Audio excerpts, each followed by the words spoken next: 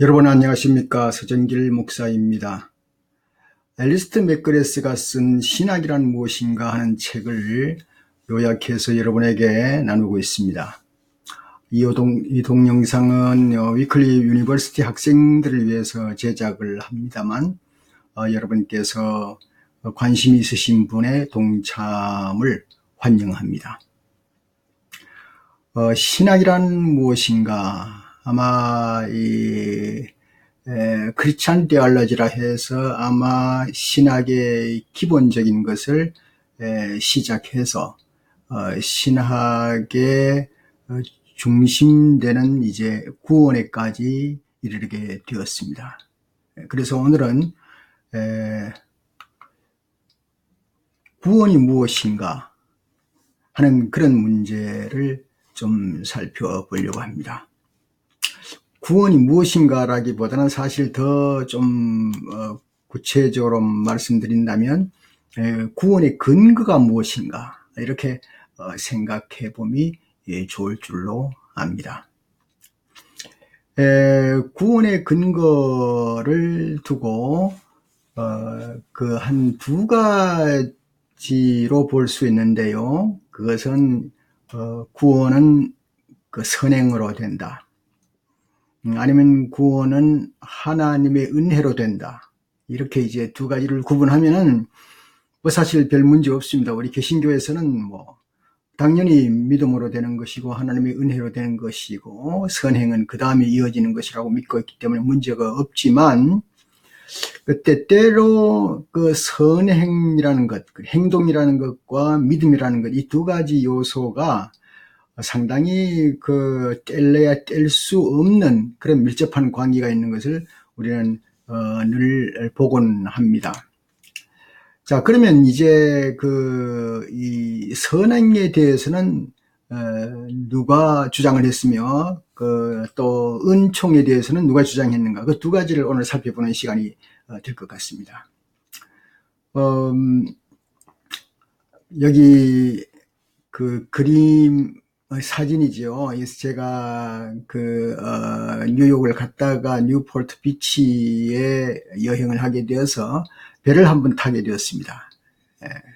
동생이 배를 태워줘서 그래서 이제 배를 타고 이제 가는데 이 배가 말이죠. 처음에 출발할 때는 엔진을 걸고 출발합니다. 그런데 한참 지나고 나니까 엔진을 끄고 돛대를 높이 올리고 이 돛대의 순풍과 강풍을 잘 이용해서 이 배가 전진하더라고요. 그래서 이렇게 엔진의 도움 없이도 배가 갈 수 있구나, 저는 그렇게 여기면서 지금 이 강의를 준비하면서 엔진을 선행이라고 생각했고요. 행동. 그 다음에는 그 돛대를 자연스러운 바람에 의해서 가니까 이거 하나님의 은총이라 그렇게 한번 생각을 해보기도 했습니다. 그게 적절한 예인지는 잘 모르겠지만 그렇게 생각해 봤습니다. 우리가 잘 알고 있는 아우구스티누스, 한국에서 어거스틴이라고 불려지는 그 사람은 말이죠. 사람이 은총으로 말미암아 의롭게 된다, 그렇게 주장을 끊임없이 하고 있습니다. 그렇다면 그럼 인간의 선은 무엇인가 하는 것이 이제 문제 제기가 될 수밖에 없습니다. 인간의 선은 과연 무엇인가? 거기에 대해서 펠라기우스라고 하는 이단시 됐습니다만 나중에, 그러나 이단시 됐는데도 지금까지 펠라기우스의 주장이 그렇게 사그러지지 않고 부분적으로 남아있는 걸 발견할 수가 있습니다. 그런데 이 펠라기우스라는 사람은 구원받기 위해서는 인간의 자유의지를 사용해야 된다, 선을 행해야 된다. 아마 이것이 이제 천주교에 많이 남아있고 우리 개신교에도 보이지 않게 좀 남아있지 않나, 그렇게 저는 생각이 되어집니다. 그러나 아우구스티누스는 전혀 다른 것을 세우는 것이죠. 아우구스티누스는 만약에 그 인간이 선을 행동한다고 할지라도 그 선의 행동은 그것이 인간 자유의지보다는 하나님의 은혜라고 하는 그 은혜 안에서 하나님이 일하심을 경험하게 된다 하는 그런 표현을 했습니다. 요즘 가끔 이제 그 신자들 중에 어떤 일을 하고 나서 선한 일을 누가 선교라든가 봉사라든가 하고 나서 누가 잘했다고 칭찬하면 다 하나님이 하신 것이죠. 그렇게 표현하기도 하죠. 바로 그런 맥락이라고 볼 수가 있겠습니다. 그래서 구원과 선행 모두가, 그러니까 구원받는 것과 구원받은 사람으로부터 이루어지는 선행 모두가 다 하나님의 은혜다. 그런 표현이 되겠습니다.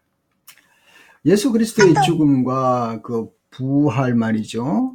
그 부활은 인간이 받을 그 자격 없는 인간을 불러서 그 하나님의 그 자녀로 삼으신 것이기 때문에, 그렇기 때문에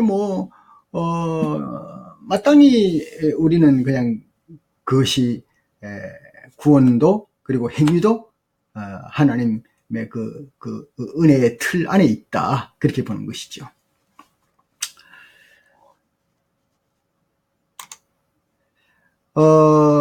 여기에서 이제 그 아우구스티누스는 그 포도원 비유를 했습니다. 마태복음 20장 1절에서 16절까지 포도원 비유를 우리가 보면, 이제 그 주인이 종에게 이제 각자에게 이제 그 일거리를 주고, 처음 온 사람, 중간에 온 사람, 마지막에 온 사람을 나중에 똑같이 지불한 사건이 나오죠. 그러니까 거기서 이제 우리는 혼돈을 합니다. 왜 혼돈하는가 하면, 우리는 상당히 민주주의 사고방식을 가지고 있기 때문에, 마땅히 처음 온 사람은 많이 받아야 되고, 마지막에 온 사람은 적게 받아야 되는 것이 마땅하다는 인식이 있기 때문에 그걸 고치지 못하는데요. 여기에서 보면은 아우구스티누스는 상당히 그 공로가 아니라 하나님의 계약이라고 하는 점을 명시를 합니다. 제가 여기 이제 그림에 보니까, 사진에 보니, 이것도 제가 아주 좋아서 찍었습니다. 그 파크에 가서 허드슨강 옆에서 찍었는데, 이 사진에는 크게 두 가지가 등장하는 걸 볼 수가 있습니다. 아름다운 그 자연의 현상들이죠. 공원 안에 있는 자연과 나무, 그리고 여기 열매가 있다면 열매, 푸르른 잎들, 이런 것들을 볼 수가 있는가 하면, 저 멀리 보이는 인간이 만들어낸 아주 위대한 그 건축물들, 빌딩들을 볼 수가 있습니다. 참 신비롭게 저는 보았습니다. 이 빌딩을 저는 또 이 인간의 자유의지, 또 여기에 있는 이 나무와 이 숲풀과 혹은 작은 열매들을 보면서 이것은 하나님의 은혜, 이렇게 표현을 해봤습니다만은, 사실 이 두 가지는 뗄래야 뗄 수 없는 것이지만, 문제는 말이죠, 어느 것이 바로 기초가 되느냐, 기본적인 것이 무엇인가라는 것이 오늘 저와 여러분과 나누고 싶은 내용이라고 볼 수가 있겠습니다. 아우구스티누스는 포도원 비유를 설명을 하게 됩니다. 각 사람에게 돌아가는 그 보상이 어떻게 되어지는가, 그것은 아우구스티누스는 절대적으로 그 보상은 그 주인이 맺은 계약에 의해서 되어진다. 처음 나온 사람에게 한 달란트 라면은 처음 나온 사람에게 그 계약한 대로, 또 마지막 나온 사람도 계약한 대로, 그대로 한 달란트는 너무 많고요. 아무튼 하루 품삯을 준다고 할 때에 계약대로라는 원칙을 세웁니다. 계약대로, 주인의 계약대로 줄 수밖에 없다. 이제 마지막에 처음 나온 사람이, 마지막에 저 사람은 아주 늦게 왔는데 어떻게 나와 똑같이 줄 수가 있느냐. 그것은 내가 마음대로 내가 당신하고 계약한 대로 난 주면 끝나는 것이지, 그것과 비교하지 말라. 그렇게 말을 하는 것이죠. 그러나 펠라기우스는 다릅니다. 펠라기우스는 말이죠. 포도원 비유를 설명을 할 때에 뭐 어떻게 설명했는지는 잘 나오지 않아요. 그러나 펠라기우스는 하나님은 엄정하게 제대로 판단하셔서 공로를 헤아려 각 사람에게 상을 줄 것이다. 그렇게 주장을 하는 겁니다. 그렇다면 아마 펠라기우스는 이 마태복음 20장 1절 26절 포도원 비유를 해석을 할 수가 없다. 저는 그렇게 생각이 되어지는데요. 아우구스티누스는 일꾼들이 포도원에서 똑같은 시간을 일하지 않았지만 주인이 각 사람에게 동일한 품삯을 주었다는 이 사실을 강조하면서 아우구스티누스는 포도원 주인은 각 사람에게 고용될 때부터 해질 때까지 아까 제가 한 달란트라고 말 잘못했는데 한 데나리온씩 주기로 약속을 했다는 거죠. 그러기에 거기에 기준해서 보면은 칭의도 마찬가지라는 겁니다. 칭의도 하나님의 은혜로운 약속이라는 중요한 결론, 거기에 맺어지게 되는 것이죠. 하나님은 약속을 지켜서 죄인들을 의롭다고 인정하십니다. 포도원에서 그날 늦게 일을 시작한 일꾼들은 하루치 품삯을 요구할 권리가 없고 단지 주인이 관대한 약속에 의해서만 이루어지는 것처럼 이 죄인들도 칭의에 의한다면 죄인들도 칭의라고 할 때에 자기의 영원한 생명을 요구할 수 없고 오로지 하나님의 은혜로만 받을 수밖에 없다는 것이 원칙에 서게 되는 것이죠.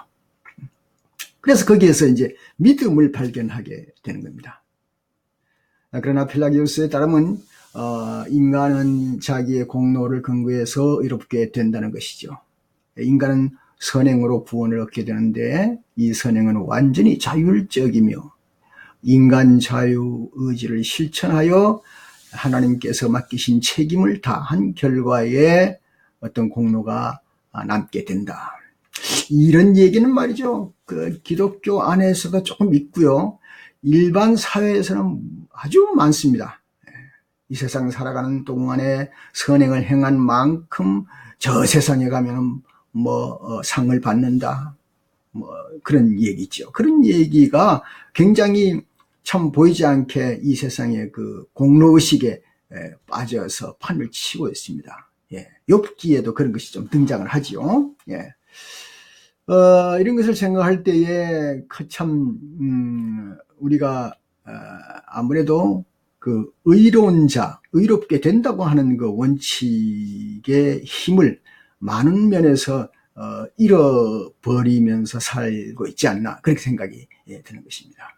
그래서 여기 보면은 펠라기우스는 공로를 인정해서 상급이 주어지게 되고 또 아우구스티누스는 계약대로 주어지게 된다는 원칙을 세우고 있습니다.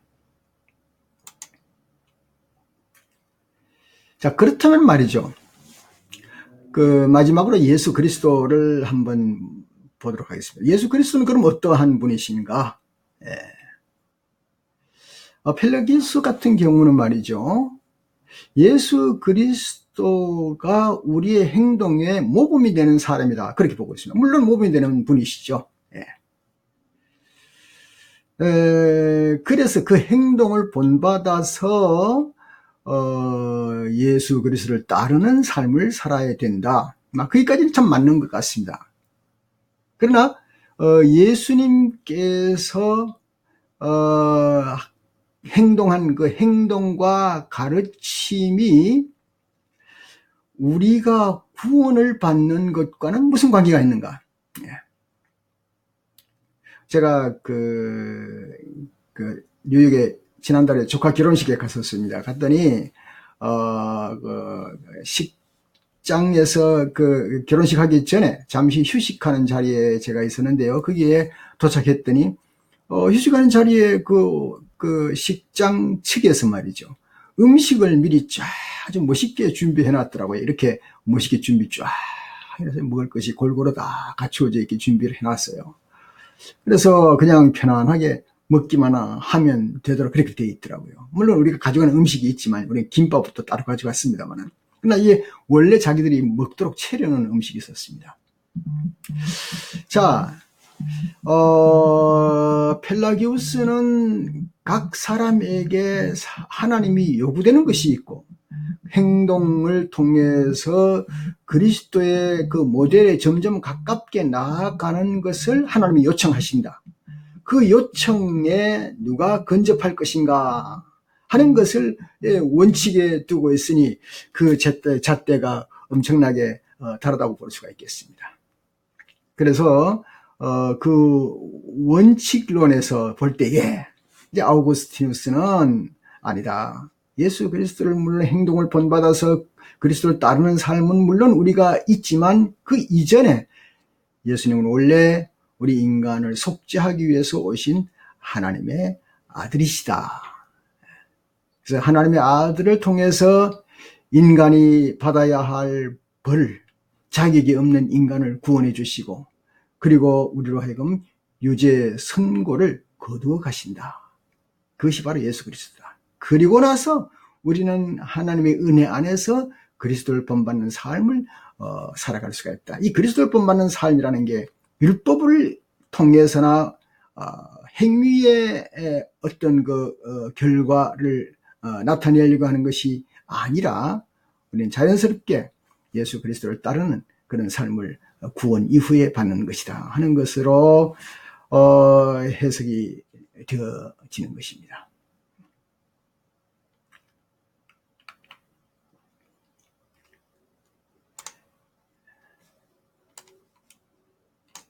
예, 펠라기우스와 이제 아우구스티누스, 사실은 펠라기우스와 아우구스티누스 두 사람 다 무시할 수 없습니다. 우리는 더 아우구스티누스의 그 신학을 이어 전통받았지만은 두 사람은 완전히 다른 관점을 제시하고 있습니다. 하나님과의 관계를 맺는 관점이 완전히 다른 것이죠. 펠라기우스도 물론 이제 그 영향을 무시할 수는 없습니다. 경건의 생활을 하고 수도원에서 아주 행동에 모범이 되는 생활을 하니까 많은 사람이 따를 수도 있었습니다. 그러나 그런 영향보다도 더 중요한 것은 오늘날까지 전통적으로 우리가 붙잡고 있는 그 복음의 힘이 무엇인가 하는 것은 아마 아우구스티누스에게 배울 수밖에 없습니다. 또 그 영향을 받을 수밖에 없는데 아우구스티누스는 그 이후에 서방교회에서 신학의 전통에 대해서 우위를 차지하고 있었고 나아가서 지금까지도 많은 신학자들과 교회에 지대한 영향을 끼칠 수 있습니다. 끼쳐왔습니다. 예. 오늘은 제47강 구원의 근거는 무엇인가 하는 그 주제로 살펴보았습니다. 감사합니다.